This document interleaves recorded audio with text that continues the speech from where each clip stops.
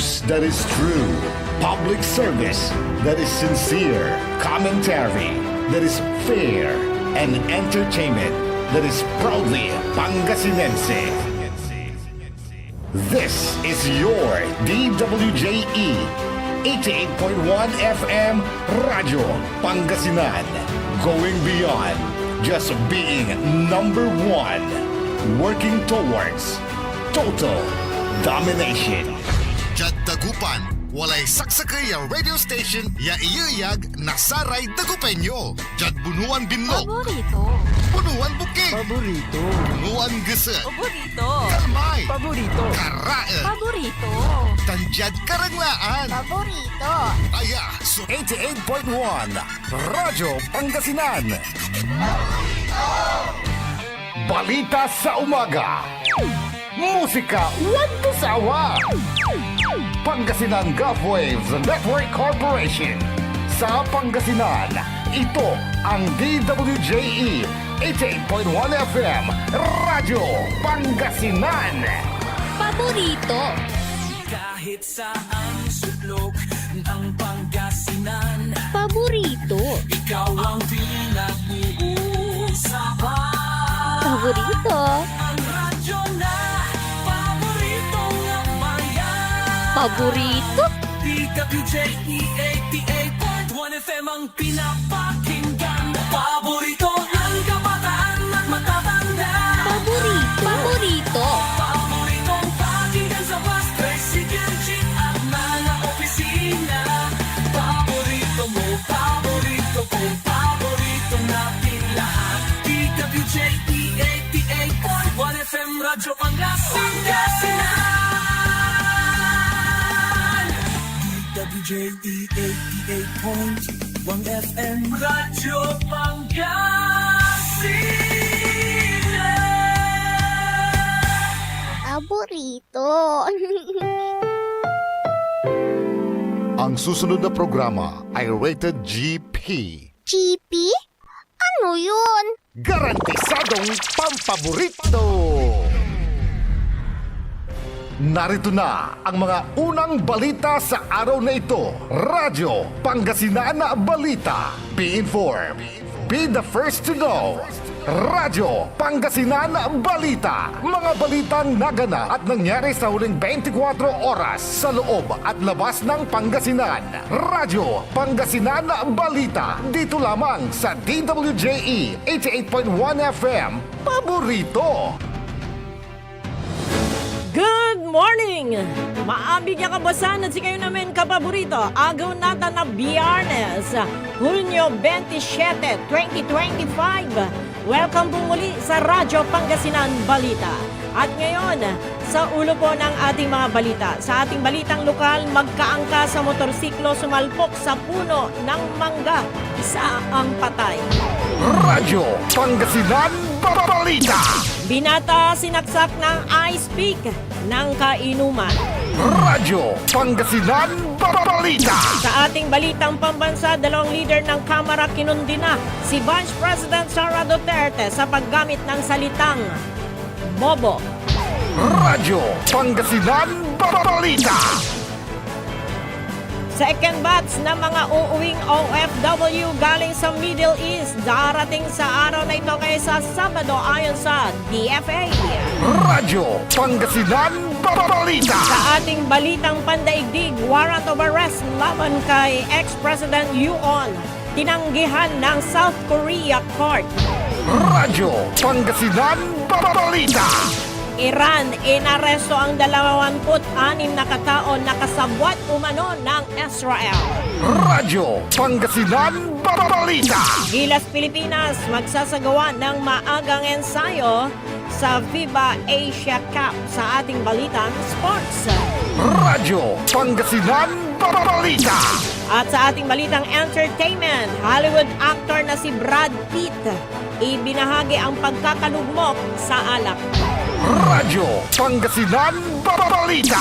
7 minuto makalipas sa alas 7 na umaga at ngayon sa detalye po ng ating mga balita. Sa ating balitang lokal, dead on arrival sa pagamutan ang back rider na motorsiklo matapos na sumalpok ito sa puno ng mangga. Naganap ang insidente sa may barangay road ng Kapantulan, Sual, Pangasinan. Pasado alas 4 na ng madaling araw nang maganap ang insidente. Ayon sa pulisya, ang mga biktima ay kinilalang sina Renden Tayaktak, 18 anyos, driver ng motorsiklo, at ang driver, back rider na si Wendell Di Guzman, 20 anyos, kapwa residente sa nabanggit na lugar. Sa investigasyon, tinatahak ng mga biktima ang lugar. Sakay ng iisa motorsiklo ng pa-north direction na mabilis umano ang takbo ng aksidenteng bumangga ito sa puno ng mangga. Sa lakas ng impact, kapwa nagtamo ng severe injuries ang mga biktima at dinala ito sa pagamutan, subalit idineklarang dead on arrival ang back rider. Napagalaman na mga biktima ay kapwa walang suot na protective gear at parehong nasa impluensya umano ng alak. Radyo Pangasinan Balita. Samantala, binata sinaksak ng ice pick ng kainuman sa bayan ng Rosales, Pangasinan. Ayon sa pulisya, ang biktima ay kinilalang si Marca Torrifiel, 24 anyos, residente ng barangay San Julian, Balungao.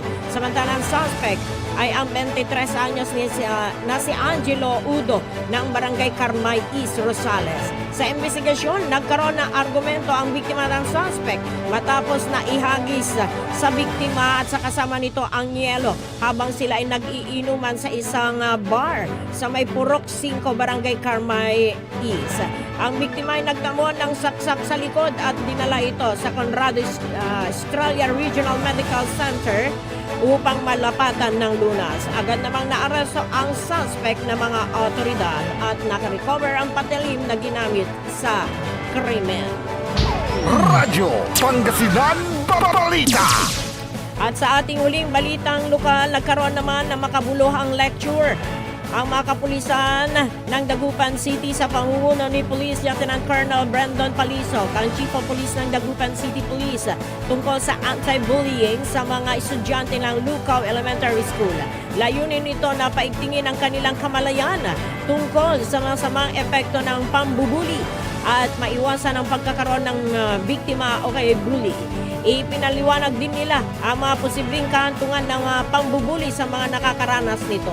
Binigyang diin sa mga estudyante na dumalon na huwag matakot na magsumbong agad kapag nakaranas ng pambubuli upang maagapan ito bago pa lumala. Kasama rin sa naging talakayan ang mga crime prevention tips at ang hotline numbers ng kapulisan para sa agarang tulong. Radyo Pangasinan Balita. 10 minuto malipas ang alas 7 ng umaga. At ngayon, sa detalye naman po ng ating balitang pambansa. Nagpahayag ng paniniwala si Vice President Sara Duterte na siya ang frontrunner ng 2028 presidential elections kaya't nais siyang ma-eliminate ng kanyang mga kalaban sa politika. Ang pahayag ay ginawa ni VP Sara sa panayam ng Russian media kung saan nahingan siya ng paliwanag kung bakit naniniwala siya na politically motivated ang impeachment case laban sa kanya. Sa tanong naman kung sa palagay niya ay may koneksyon ang pagpapaaresto sa kanyang ama sa kanyang impeachment case, sinabi naman ng Vice Presidente na I believe so, yes. Dinagdag pa niya na they think that if they take out former President Duterte they will weaken me because it's one brand, it's one family. Sa tanong naman kung may palagay siya na may koneksyon ng pagpapaaresto o kaya naman sa katanungan naman kung may plano ba siyang tumakbo sa pagka-presidente sa 2028, sinabi ng Pangalawang Pangulo na sa ngayon ay wala pa siyang plano hinggil dito sa ngayon. Radyo Pangasinan Balita. Samantala, 3 hanggang 4 ang tinutulungan ng gobyerno para sa nakatakdang pagtestigo sa kaso laban kay dating Pangulong Rodrigo Duterte sa International Criminal Court sa The Hague, Netherlands, ayon kay Justice Secretary Jesus Crispin Remulla nitong Huwebes. Ang mga testigo ay pawang nasa ilalim ng Witness Protection Program ng DOJ. Sinabi ni Remulla na aasikasuhin ng gobyerno ang kaligtasan at seguridad na pangailangan ng mga testigo kasabay ng paglilinaw na hindi sasagutin ng gobyerno ang pagpapadala sa kanila sa The Hague. Anya, nakipag-ugnayan ang ICC sa WPP para sa proteksyon ng mga testigo pero walang official communication o papel mula sa ICC. Paliwanag pa nito na nananatili pa rin ang paninindigan ng Administrasyong Marcos na hindi membro ng ICC ang Pilipinas at ginamit lamang ang Republic Act No. 9851 o ang Philippine Act on Crimes Against International Humanitarian Law, Genocide and Other Crimes Against Humanity. Radyo Pangasinan Balita.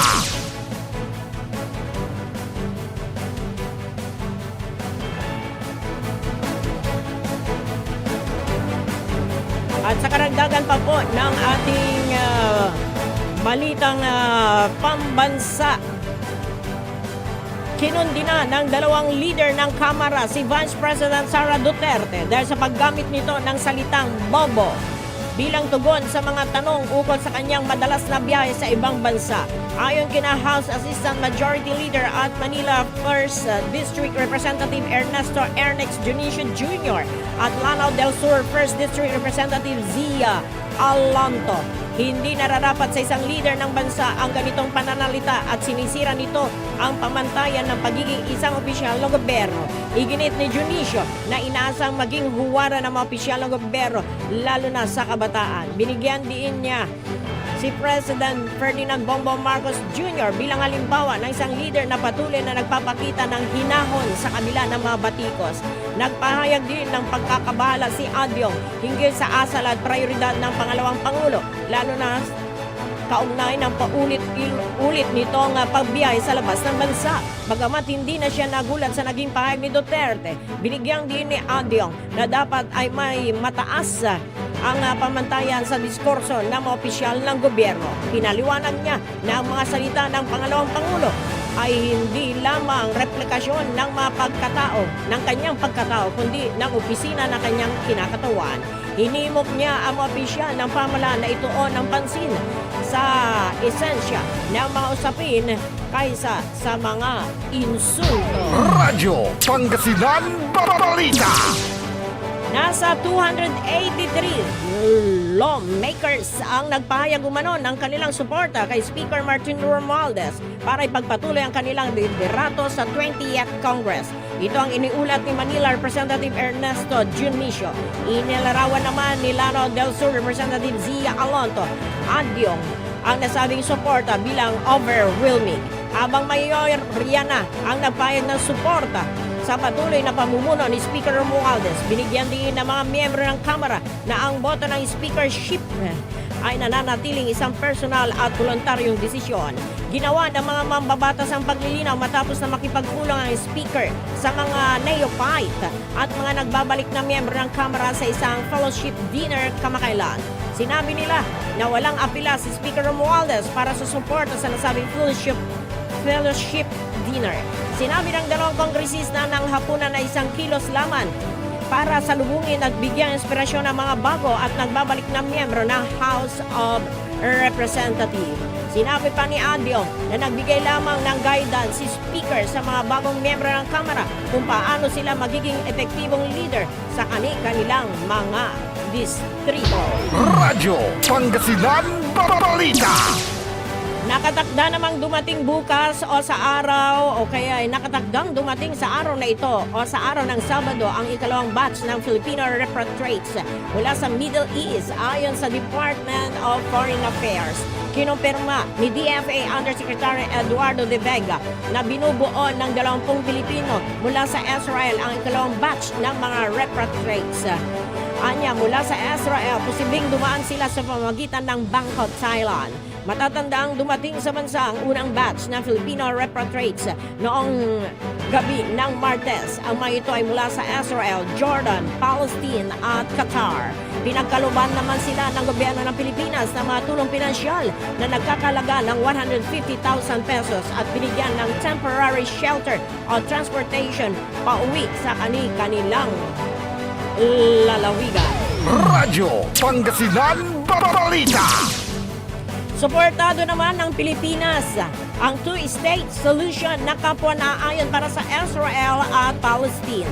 Pahayag ito ni Palace Press Officer Undersecretary Claire Castro kasunod ng sinabi ni Palestinian Ambassador to the Philippines Wonder Anastas na panahon na upang mag-apply ng pressure ang Pilipinas sa Israel upang marisolba na ang humanitarian crisis sa Gaza. Sa press briefing sa Malacanang, sinabi ni Undersecretary Castro na kaisa ng Pilipinas ang buong mundo sa panawagan para sa mapayapang pagko-coexist ng Palestine at Israel at pagkilala sa kapwa borders ng isa't isa. Suportado rin anya ng bansa ang pangmatagalan at komprehensibong kapayapaan sa Middle East alinsunod sa UN Charter at relevant UN Security Council resolutions. Dahil dito patuloy anya ang panawagan ng administrasyon na tiyakin na hindi mahahadlangan ang anuang tulong para sa mga mamamayan ng Palestine. Kaugnay naman sa panawagan ng ambassador, ambassador na mag-apply ng pressure ang bansa sa Israel, mas angkop anyang manggaling ang tugon ng bansa mula sa Department of Foreign Affairs. Radyo Pangasinan Balita. Iniulat naman ng pamunuan ng National Food Authority na lilimitahan lamang nila sa 100 na sako ng bigas kada magsasaka ang kanilang bibilhin. Ginawa ng ahensya ang pahayag kasabay ng pag-iigpit dito ng mga nito sa mga guidelines sa pagpili ng palay sa mga lokal na magsasaka. Layon ng mga panuntunan na ito ng NFA na matiyak ang pagkakaroon ng transparent at proseso ng pagbili ng palay. Makakatulong rin ito para matiyak na mabibigyan ng tamang benepisyo ang mga maliliit na magsasaka at proteksyonan na rin laban sa mga mapagsamantalang traders ng palay. Sa isang pahayag ay sinabi ni NFA Administrator Larry Lacson, ang limitasyon sa pagbili ng palay sa mga magsasaka ay ipapatupad nito tuwing panahon ng anihan. Mananatili niya ito dahil na rin sa kanilang limitadong pondo at kapasidad ng mga warehouses sa buong bansa. Una nang sinabi ng ahensya na plano nitong magrenta ng mas maraming bodega para ma-accommodate ang mga ibinebentang palay ng mga magsasaka. Radyo Pangasinan Balita. 19 na minuto makalipas sa alas 7 ng umaga at sa karagdagan pa po ng ating mga balita, welcome development para sa Department of Foreign Affairs ang ceasefire deal ng Estados Unidos sa pagitan ng bansang Iran at Israel. Ayon sa ahensya, itong mahalagang hakbang para matuldukan na ang tensyon sa pagitan ng dalawang bansa sa gitnang silangan. Sa kabila nito ay pinaalalahan ng ahensya ang mga Pilipino na nasa mga apektadong lugar na manatiling mapagmatsyag sa sandaling muling magpatuloy ang kaguluhan. Sa ngayon ay mayroon pa rin missile launch sa pagitan ng dalawang bansa habang patuloy na umaasa ang ahensya na matatapos na ang hidwaan na ito. Kaugnay nito ay tiniyak ng DFA na nananatili silang committed sa pagbibigay ng tulong sa mga apektadong Pilipino, particular na sa mga gustong bumalik ng Pilipinas. Radyo Pangasinan Balita. At sa ating uling balitang pambansa, naniniwala ang Department of Justice sa kredibilidad ng tumatayong state witness na si alias Totoy na unang nagbunyag sa kinaroroonan ng 34 na missing sabungero. Ayon kay Justice Secretary Jesus Crispin Rimulya, ang mga pahayag ni alias Totoy ay suportado ng mga video at nagtutugma ang lahat ng kanyang mga pahayag. Una na sinabi ng kalihim na malaking tao at hindi basta-basta ang nasa likod ng pagkawala ng mga sabungero. Paliwanag ni Rimulya na malawak ang impluwensya ng taong ito na kahit Korte Suprema ay kaya umanong impluwensyahan. Pero ang pinapatakbo rito kaya't malawak ang koneksyon. Okay, pera umano ang pinapatakbo nito kaya't malawak ang koneksyon. Dahil dito ay plano naman ni Rimulya na makipagpulong kay SC Chief Justice Alexander Gismundo. Una nang ibinunyag ni alias Totoy na posibleng patay na mga biktima at ito ay itinapon sa Taal Lake. Anya, maaring aabot pa sa mahigit na 100 ang mga sabungerong biktima at maaring pinatay. Sa ngayon, tumanggi pang pangalanan ni Rimulya ang mga individual na posibleng sangkot sa pagkawala ng mga sabungero dahil ito ay bahagi ng kanilang case build-up. Radyo Pangasinan Balita. 22 minuto makalipas ang alas 7 ng umaga at ngayon sa detalye naman po ng ating balitang pandaigdig. Tinanggihan ng South Korean Court nitong Miyerkules ang hiling ng Special Prosecutor na maglabas ng arrest warrant laban kay dating Pangulong Yoon Suk-yeol kaugnay ng kanyang nabigong deklarasyon ng martial law. Ayon sa prosecutor, si Yoon ay tumangging humarap sa investigasyon at naharap sa kasong obstruction at insurrection na maaring patawan ng habang buhay o kamatayan. Git ng kampo ni Yoon, politically motivated ang investigasyon, ngunit tiniyak nilang haharap siya sa susunod na pagdinig sa Sabado. Naaresto si Yoon noong Enero, ngunit pinalaya matapos ang 52 araw dahil sa teknikalidad. Itinanggi niyang may masamang layunin ang deklarasyon ng martial law na anyay para balaan ang publiko sa banta ng opposition. Samantala, inaprubahan ng korte ang pagpapalawig ng detensyon ng dating Defense Minister Kim Yong-hyun na akusado rin sa pagpaplano ng martial law. Radyo Pangasinan Balita. Samantala, inaresto ng Intelligence Services ng Iran ang 26 na katao na nakikipagsabuatan umano sa Israel. Ito ay ilang araw matapos ang ceasefire noong Martes, June 24 sa pagitan ng dalawang bansa. Ayon sa state media sa Iran, natukoy ang mga inarestong individual bilang mga operatiba at deceived participant sa kamakailang gera ng Zionist regime na inaresto ng Intelligence Organization of the Hazrat Valley Ascars. Karamihan sa kanila ay umamin sa kanilang mga aksyon kabilang ang anti-security activities, pagpapakalat ng takot sa publiko at gawain ng pananabutahe. Isinagawa ang pag-aresto matapos ang sekretong operasyon ng commandos ng Israel military sa loob ng Iran sa kasagsagan ng 12-day war. Una na rin kinumpirma ng Iran ang pagpapatibay sa tatlong kalakihan na espiya umano ng Israel. Radyo Pangasinan Balita. At sa ating huling balitang pandaigdig, magsasagawa ng state funeral ang pamalaan ng Iran para sa mga military commander nito kasama ang mga top scientists na nasawi sa tinaguriang 12-day war.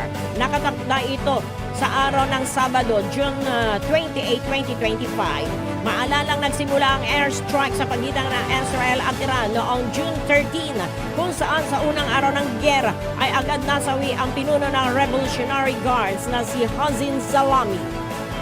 Nasundan pa ito ng mga seri ng palitan ng missiles na nagresulta ng pagkakasawi ng ilan pang military commanders ng Iran. Kasama ang hindi pa natukoy na bilang ng mga scientists. Ilan sa kanila ay nagtatrabaho sa mga nuclear site, uranium enrichment site at ballistic missile program ng naturang bansa. Batay sa updated report na inilabas ng Health Ministry ng Iran, umabot sa 610 na sibilyan ang nasawi sa 12-day war habang mahigit na 4,700 katao naman ang nasugatan at patuloy na ginagamot sa mga pagamutan. Sa official report naman ng Israel, umabot sa 28 katao ang nasawi sa retaliatory attack ng Iran. Radyo Pangasinan Balita. 25 minuto makalipas ang alas 7 ng umaga at ngayon sa ating balitang sports. Ikinatuwa ni Gilas Pilipinas head coach Tim Cone ang mahabang panahon ng ensayo nila para sa FIBA Asia Cup 2025 na gaganapin sa Jeddah, Saudi Arabia. Ayon kay Cone, nasa araw ng Lunes, Hunyo 30, isisimulan nila ang ensayo at pagkatapos nito ay magsasagawa sila ng training camp sa Pampanga. Ang original kasi na plano ay Hulyo 27. Subalit nais ni Cone ng mas mahabang ensayo para sa national basketball team. Makakasama niya na. Magbabantay sa ensayo ng Gilas ay sina Richard Del Rosario at sina Chambers. Susubukan nilang matapos hanggang 18 ensayo na kinabibilangan ng 2 beses sa isang araw na ensayo. Wala na rin anyang magiging problema sa schedule ng mga overseas-based players na sina Dwight Ramos, Carl Tamayo at Kevin Kembao. Radyo Pangasinan Balita. Samantala, pinili ng Dallas Mavericks ang 6'9" small forward na si Cooper Flagg bilang number 1 overall pick sa 2025 National Basketball Association NBA Draft. Si Flagg ay naglalaro ng college basketball sa Duke University. Hawak ang ilang mga award tulad ng National College Player of the Year 2025, Consensus First Team All-American 2025, USA Basketball Male Athlete of the Year 2022 at iba pa. Sa kasalukuyan, siya ay 18 taong gulang pa lamang, ngunit nagagawa na niyang makipagsabayan sa mga mas nakatatandang player. Bago ang NBA draft, hawak niya ang average na 19.2 points per game, 7.5 rebounds per game at 4.2 assists per game. Nagagawa rin niyang magpose ng 1.4 steals per game at 1.4 blocks per game habang nairehistro nito ang 31 minuto na paglalaro sa hard court. Sa pagpasok niya sa Dallas Mavericks, makakasama niya ang mga batikang NBA player at mga NBA champion niya sina Anthony Davis, Klay Thompson at Kyrie Irving na kasalukuyang nagpapagaling mula sa kanyang injury. Radyo Pangasinan Balita.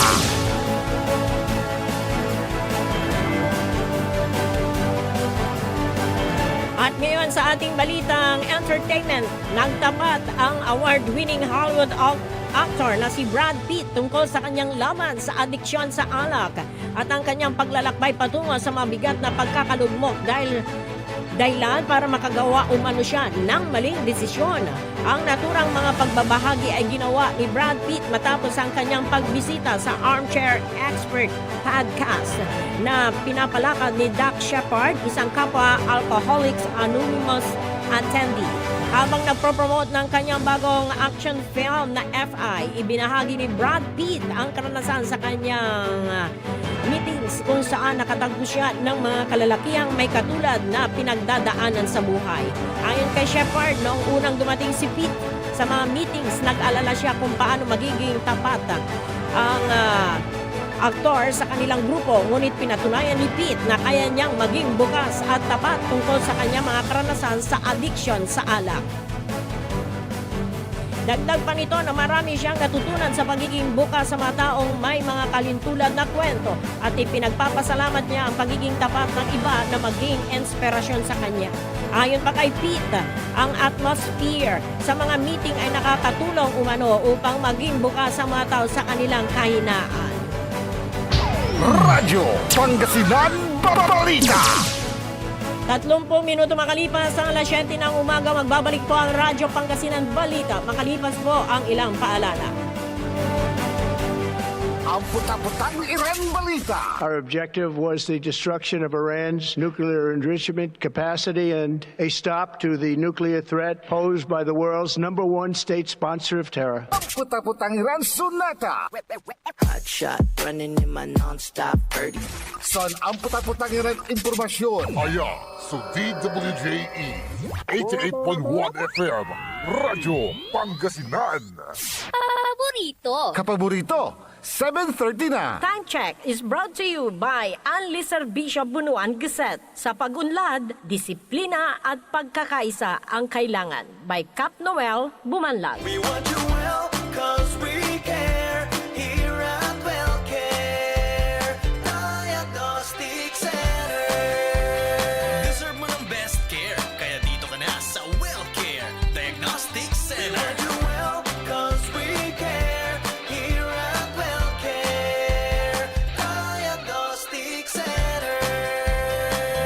Visit WellCare Diagnostic Center, located at the Pandan Town Center, Mapandan, Pangasinan. For reliable and top-notch healthcare services, you deserve the best care. WellCare Diagnostic Center. Mare! Kabigla ka naman, Mare, ha? Grabe, gimagana ka ah. Mari, di mo sinabi na uwi ka pala ng San Carlos. Ay, oo. Namiss ko na kasi dito ang pamilya ko. Ito na palang San Carlos ngayon. Grabe, Mare. Ang laki na ng pinagbago. Siyempre naman, Mari, alam mo ba na dito sa syudad natin, malaki na talagang pagbabago. Mula sa mga infrastruktura, nandiyan na mga konkretong daan at mga bagong pasilidad. Wow! Meron din tayong trending na ayos, kalusugan karavan na nagbibigay ng libreng serbisyong medikal. Palibad! balita na. Saka, nandyan din ang mga programang pag-agrikultura para sa ating mga magsasaka. Ay, wow! At higit sa lahat, Maria, ang pagpapanatili ng peace and order ng ating syudad. Perfect! Di lang yan, binibigyan din ng halaga ang kapakanan ng lahat ng tao at pantay na karapatan sa mga serbisyo ng gobyerno. Grabe, Mare! Ang bongga na talaga ng San Carlos. Parang ayoko na bumalik sa ibang bansa. Oo, Mare. Kung ako sa'yo, dito ka na lang sa San Carlos. Dahil sa San Carlos, tunay na subok na ang serbisyong ayos. Mayor Julia Ayoy Resuello po, kasama si Vice Mayor Jose Resbox Resuello at ang Sangguniang Panglungsod ay nandito upang umagapay at magserbisyo sa ating minamahal na syudad. San Carlos, maunlad, ligtas at maayos. Are you looking for construction services? Art Construction Services is the name of the game. They do civil works and engineering, structural waterproofing, swimming pools, road constructions, condominiums, big warehouses, at marami pang iba. Art Construction Services, pulido ang trabaho at tapat sa serbisyo. Main office, Saging Dinalupihan, Bataan, at may satellite office sa may Bunuan Gazette, Dagupan City. You may contact Miss Tyra Sweet at 0962-806-7360. Art Construction Services. Hanap mo ba ang legit at malinamnam na boneless bangus kapaborito? Heto na ang Donna Dagupan Boneless Bangus. Malinis at malinamnam, araw-araw bago. Mura ang presyo at pwedeng pang negosyo. Legit boneless bangus. Legit supplier, Donna Dagupan Boneless Bangus. Matatagpuan sa Magsaysay Market, Dagupan City. Open 24 hours. Available din ang boneless bangus, Shanghai bangus, spicy bangus, boneless tinapa bangus, at rellenong bangus. Donna Dagupan Boneless Bangus. Matatawagan po sila sa 0939-415-8547 at 0930-284-5333. Donna Dagupan Boneless Bangus. Financial needs? Sagot ng First Choice Finance Corporation yan. They offers loans, collateral loan, auto loan, motorcycle loan, real estate loan, character loan, at marami pang iba. They are located at the second floor, GNM Building, number 86, Bunuan Gazette, Centro, Dagupan City. May branch din po sila sa Urdaneta City at Baguio City. First Choice Finance Corporation. For more information, you may contact 0995-756-9235, 0912-890-2422. 075-540-7591 or 0917-508-9188. First Choice Finance Corporation. Gusto mo bang maging healthy kapaborito at malayo sa iba't ibang sakit habang ikaw ay nagkakaedad? Eto na ang Elixir Placenta 3-in-1 Stem Cell Therapy, DNA at Anti-Inflammatory Therapy Food Supplements. Panlaban sa iba't ibang sakit tulad ng hypertension, diabetes, cancer, sakit sa bato at iba pa. Hindi mo na kailangan gumastos ng malaki para magpa-stem cell. DFA approved. For more information and orders, you may contact Miss Lo Ree 0916-229-4977 or 0917-474-4515. Elixir Placenta 3-in-1 Therapy. Celebration! Staycation with family or an intimate moment with your special one. Merong perfect na venue yan sa Mapandan. Cora's Manor and Garden. Magmalamay-ari ng mansyon at these magnificent enclave place here at Cora's Manor and Garden. Carry out any occasion sa kanilang garden cafe or party at their poolside.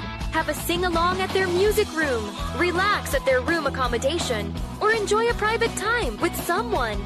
Sa kanilang Cabana A, kung saan may private outdoor jacuzzi kayo in an enclosed place.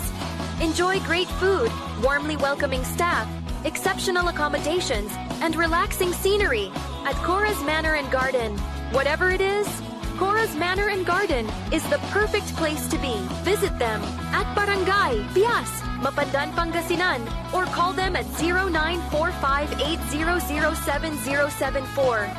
Experience a special moment, how it should be at Cora's Manor and Garden. Mas pinalakas, mas pinatindi, mas pakikinggan. Serving Pangasinan through music, news, and information. Ito ang DWJE 88.1 FM. Radyo Pangasinan. Jad Dagupan, walay saksakay ya radio station ya iyayag nasaray Dagupenyo. Jad Bunuan Binlog. Paborito. Bunuan Bukid. Paborito. Bunuan Gese. Paborito. Kalmay. Paborito. Karae. Paborito. Tanjad Karanglaan. Paborito. Aya, so 88.1 Radyo Pangasinan. Paborito ng kabataan at matatanda. Paboritong pagilan sa bus, tricycle, jeep at mga opisina. Paborito mo, paborito ko, paborito nating lahat. DWJE 88.1 FM Radyo Pangasinan. DWJE 88.1 FM Radyo Pangasinan.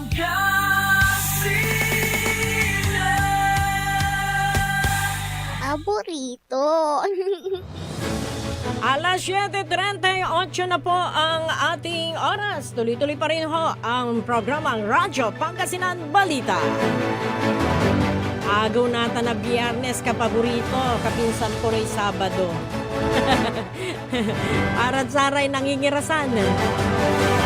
Sa Sabado, kapinsan na Biyernes ko no. Alag, bawal sumangiras. Agkangingiras-ngiras natan. Tunandi, nauras-urasan ka mo. Diba, yan lagi ay yung naririnig natin kay TQT, kay kapaborito at Tito Tamayo. Good morning po, Kuya Tito. Yan. And, Suskino Manggod. Grabe mo yay, atanggap ko ay text. Dengal yun tatawagan ko sa pag-asa natin. Sa atanggap ko ballot na reply. Ni-reply ang daag. Alon sa pag-asa so na reply ballot siya. Your go only 180 has expired. Kato makatawag natin ng pag-asa. Ang gabi na panloadan. Kapaborito. Pasensya kila. Ang tayo natawagan sa pag-asa Dagupan City. Pero naman didengal ko mo sa pag-asa. Yawad tanad sa may bunuan ton daligan sa opisina da. Kumunat si Karala kumo ang tawagan siya awa. Oo, para malaman ho natin ang lagay ng ating panahon. Kasi naniman, mayumyam. Medyo ang bilungat, sutawan, nanmiman man. Awi labat nata na. Na syempre, naniman tinid dyan. Masulok lang sa kay oras tayo loob. Nagtayo na anta, no? Anta gagawa ditad paway. Sa kay balat so anta niya nagagawa ditad paway. Siyempre, wala rin luganan. Malulumbaan na. At sayan oras, sabihan, mangilugan, iray, commuters, tani, manalas 8 la. Yung mga may pasok po ng alas 8, bilis-bilisan na ho natin. Sa mga driver naman ho natin, dahan-dahan lang po sa pagpapatakbo ng sasakyan. Ang paano dyan panuunaan nyo na ilugan at magkakaproblema. Pairong yun iraratay kakalugan daay bago yung andar. Ano sa may andar kayo na andar ang gano agani aka irong may pasahero. Awa. No, disgrasya tan si kailang lamang sukin. Si kailang lamang sututulan dan satan. Kaya ingat lang po mga kapaborito. And, syempre, magbaba at magsakay ho tayo dyan sa mga lugar na pwedeng magbaba at magsakay ng pasaheros. Aluan sa atay, wat ng lalanti ay, balbalag akamarka. Wala lalanti, balbalag karatula no loading and unloading. Kantulanti. Ipilit da niraramay driver. Akabunog si Poso. Akabunog. Pero duga-dugan lingaw. Si traffic enforcer. Alingawan to. Nanlugan. na pasahero di madbawal ya lugar, nitan, inerel, kagkabasan. Diba? Isa natan, tutulan yura. Iraratay manag-erelay. Kato man-erel ira, kapaborito, tadakumat sa nawot sa ulo da. Diba? Agga mo, unugan tay pasahero, no agga timunda tay jeep na. Diba? O katay luluganan ditan na. Kaya, mga kapaborito, si katimat ira na commuters, nang nangantimot. Agtay umpapara ditad bawal ya lugar. Siyempre, natutok surararatam mo iray driver tayo ay. Tani, sayang. Sayang mo ni mulmulag pa mo ni kinitak. Balbalag pa mo ni boundary. Tapos atagay so presyo na gasolina. Kailangan makabawi at tapyan wala mo sumpot ko. Pero jada kapipilit tong gano bawal ni tanarel. Di walay penalty. Sayang. Di ba? Manggugo kay ulom. Pero kung sumunod ho sana tayo, di mas mabuti sumunod na lang ho tayo tapin ang gapoy. Problema. Kung minsan kasi tayo din ang gumagawa ng problema natin di ba? Singa ang mga alataw bato, ya itutok-tok tayo ulo tayo. Alag ko mo na untan, manunot tini maong. Oo, at yung mindsetting natin, yung pagsunod, yun na lang po ang lagi nating ilagay sa isibo natin. Para sa ganon, iwas problema ho tayo. Ta syempre, nung naral ka, ang putang sulaw ma. Na-delay na nga yung biyahe mo, na-delay din yung mga pasaheros. Ganon yun. May penalty, magkano ba ang penalty doon sa mga nagbababa at nagsasakay ng kanilang mga pasahero sa mga no loading and unloading areas? Ang alam ko, 200 ba? 200 ba yun? Oo, sayang din yung 200 Pigara lang kilo na bulas man. Agaylay irap pa mo tinabilay natin. I-compare mo doon sa nakuha mong pasahero. Magkano ang pamasahe na regular? 13 pesos. Doon sa mga ordinarya, pero pag estudyante yan, 10 pesos kapalit ng 200. Win tayo. Di ba? Lugi. Katun mas maunglay, ununor tayo. Siyempre, ararata mo traffic enforcer ay gagawin mo labat sa trabaho da. Tano agda timot disiplina siyempre unawot sulo katunda da kalalanti anawot sulo agi wala tutok sa nirarate traffic enforcer tayo ay idan yung lari pan almusal da pero meron tayong makilala din na mga traffic enforcer medyo makatalusmot medyo nagbibigay din agad ng warning pa lang pero kapag amin pigal tulan winar niyan ay alagar aliwa mo la aloan sa amay purkit agang gano mo labat medyo di ba tingnan din natin anong namay rikanan sige ang gapo mo lay sasantuon mo grabe mo la kakarola lang ti perdona okay labat pag first siguro konting pasensya bagaan pido mo niya gapulay nagawaan ko sir ganun na lang yun at saka yung mga hinuhuli naman wag naman tayong yung kayo na nga yung lumabag tapos si kini mamaong di ba ingalan nyo ni rate traffic enforcer di syempre na-insulto mo aliwa mo dapat marunong tayong mitungtong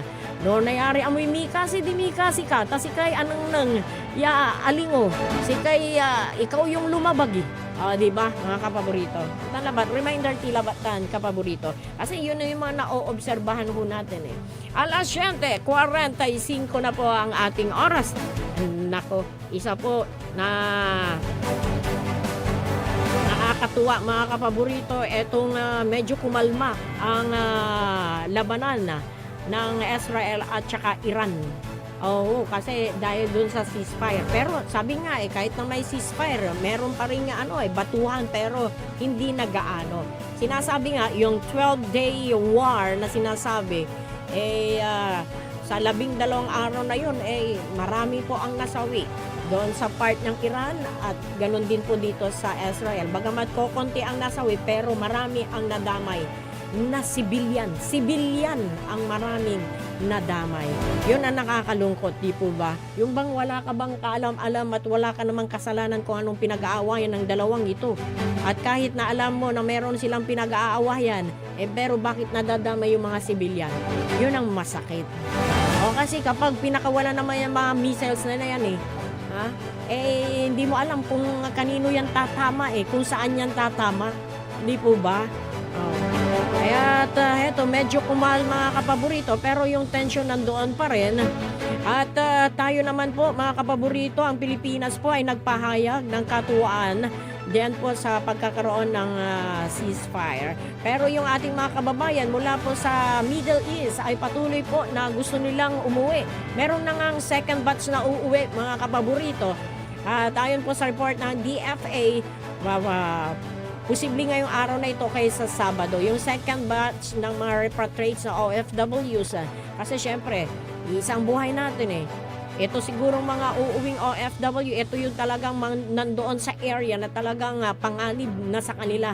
Kaya't minabuti na nilang makipag-ugnayan sa ating gobyerno at umuwi na lang. Ang ating gobyerno naman po ay naka-ready para sa pagbibigay tulong sa mga uuwing OFWs. Kasi alam niyo yung mga uuwing yan, syempre, kailangan din nilang maghanap buhay. Mayroong pamilya na nabubuhayin. Kaya't, syempre, may maitutulong ang gobyerno natin. Pero depende naman yan kung gaano kalaki yung itutulong, di ba?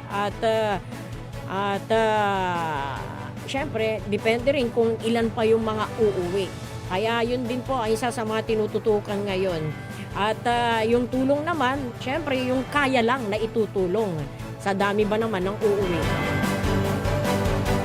And syempre yung ating mga kababayan po dito na yung mga OFW na uuwi, magpapanibago sila ng pamumuhay dito sa ating bansa.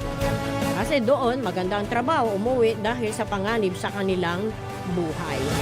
Pero maganda rito yung makauwi sila ng buhay. Di po ba mga kapaborito? Ay nako mga kapaborito, Biyernes na po ngayon at 27 na. 3 days more to go. Matatapos na po ang buwan ng Hunyo. At uupo na po, opisyal na pag-upo ng mga nanalo sa isinagawa nating election ng May 12. Yung mga nanalo na mga opisyal ho natin mula sa pagkasenador, congressman, gobernador, vice governor, mayor, vice mayor, councilors, and yan po mga kapaborito, opisyal na kanilang pag-upo ay sa July 1. At syempre, itong week na ito na yung bang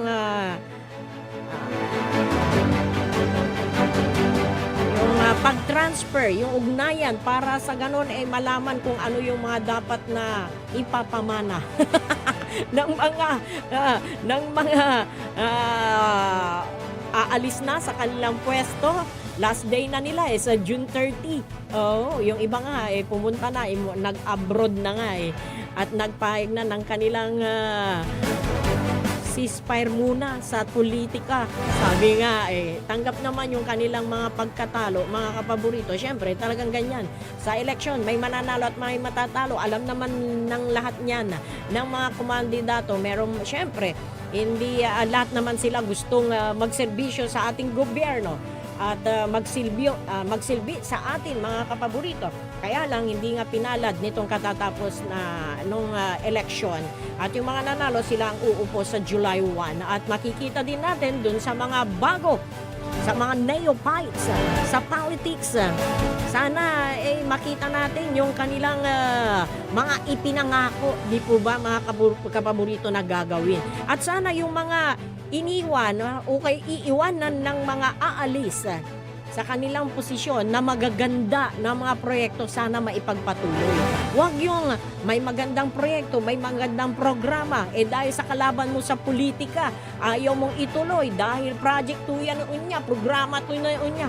Ay naku, isang tabi muna natin yun mga kapaborito at maganda ipagpatuloy natin kung alam naman natin wala namang pong problema sa mga programa at proyektong yun. Di po ba? Isang tabi muna natin yung usapin ng politika. Eto nga di ba? Kung yung gera nga ng Iran at saka Israel, meron nga namagitan at nagkaroon ng ceasefire. Sana magkaroon din ng ceasefire sa mga politiko. Di ba? Kasi lahat tayo gusto natin payapa. Doon sa Israel at sa Iran, ang batuhan doon, bala. missiles. Dito naman sa ating bansa, batuhan ng mga salita. Sa usapin ng politika. Singa aga na natunda-tunda asumpal mo la eleksyon, awa, akin agara untunda. Tunda kimot la. Bigyan na natin ng priority yung mga dapat nating gawin, mga kapaborito. Yun ang panawagan ng nakararami. Sa totoo lang, ang dami-daming problema sa ating bansa. Una na, yung kahirapan. Di po ba, mga kapaborito? Kawalan ng trabaho. Marami sa atin ang walang trabaho. Oo. At naghanap ng trabaho. Sana yun yung mga tignan din. And eto, yung mga nagtataasang presyo ng mga bilihin. Yung problema sa pagbaha, ang daming problema na dapat matutukan. Yung problema nyo tungkol sa labanan para sa darating na eleksyon, ulit, sa 2028, nako, tigilan muna. Trabaho muna, mga kapaborito. Diba? Oo. Eto, mga kapaborito, doon sa isang interview kay Vice President Sara Duterte, naniniwala siya na yung pagkakaroon niya ng yung isinampa laban sa kanya na impeachment case, sabi niya, naniniwala siya na politically motivated mula nang mailabas yung kanyang pangalan na tatakbo sa 2028 presidential election. Yan. Pero sabi niya, meron siyang sinabi, nasa ngayon wala pa naman siyang plano. At saka meron kasing mga grupo daw na nagsasabi na gusto nila siyang patakbuhin sa 2028 election. Pati yung pagkakakulong ng dating presidente, ang ama ng pangalawang pangulo na si ex-president Rodrigo Duterte, pagkakakulong niya sa ICC, nasa The Hague, Netherlands, naniniwala din na ang pinuntirya ulit, una ay ang kanyang pamilya na akala daw ng marami, yun ang magpapahina sa kanya. Lalo daw yatang nagpalakas sa kanya para lalong manindigan dyan sa panawagan na tatakbo for president. Pero sabi naman niya, sa ngayon, wala pa. Sa ngayon, oo. 7:54 na po ang ating oras. Naku, ang bilis ng oras natin, mga kapaborito. Naku, sa mga tiga-Dagupan, ito po yung bantay baha. Tide watch po natin. Sa araw na ito, mararanasan ang 4.59 na talampakan na taas ng baha. Dahil po dito sa high tide, ang peak time nito mamaya alas 10:56 ayon po dito sa nakuha nating impormasyon, mga paborito. Kaya doon sa mga low-lying areas dito sa Dagupan City, talagang ganyan ang buhay, mga paborito. Nasa low-lying nga di ba? Oo. And syempre, huwag natin kalimutan magbota. Proteksyonan natin lagi ang sarili natin, mga kapaborito. Mahirap magkasakit. Ang hirap. Yung bang sasakit lang ang ulo mo, hindi ka makapagtrabaho ng maayos. Yung sasakit ang ngipin mo, hindi ka makapagtrabaho ng maayos. Di lalo na kapag ikaw ay nakaratay sa kama dahil sa karamdaman. Yun ang masakit. At hindi lang yung may sakit ang nagkakasakit. Pati yung mga nag-aalaga, ang sakit ng damdamin na kanilang nararamdaman. Di po ba? Oo, kahit na masarap ang ulam, kahit na may kinikita ka, pag uwi mo, meron kang nakita na kapamilya mo na nakaratay sa higaan dahil sa may sakit. Di ba? Para bang nanlulupaypay ka. Pero marami naman sa atin, lalo na tayo ng mga Pinoy, kapag may problema, nagpapakatatag Ganyan ang Pinoy, palaban. At pag lumaban naman tayo, patas, kapaborito. Oo. Lumaban tayo ng patas sa mundong ito.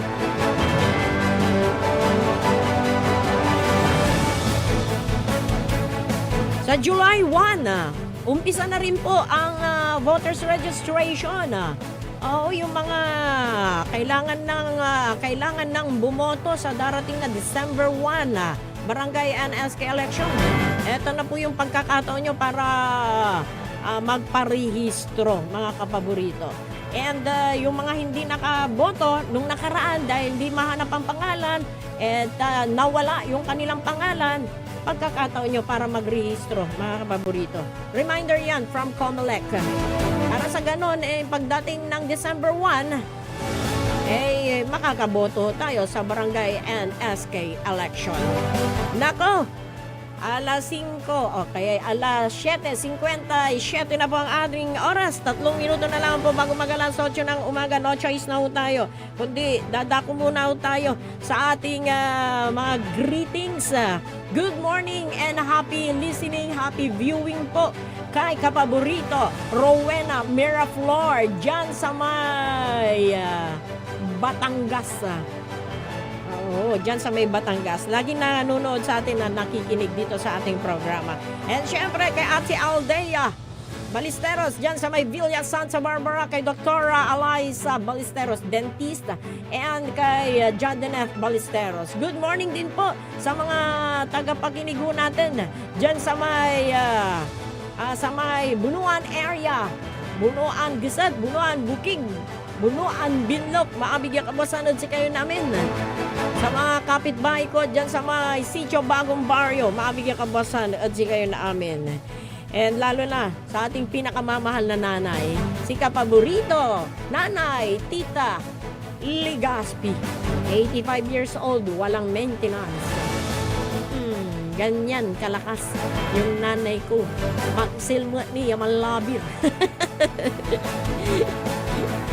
Good morning din po sa mga tagapakinig natin dyan po sa may Barangay Pantala. And dito sa may Mangintubong Road, yung mga nakatira po dyan, good morning. Dyan po sa may Karanglaan. And dito sa may PNR site, magandang umaga po sa inyo. Sa lahat po ng naabot ng tinig na ito, hindi ko man mabanggit isa-isa ang inyong mga pangalan. Happy Friday. Ingat po tayo mga kapaborito and happy weekend po.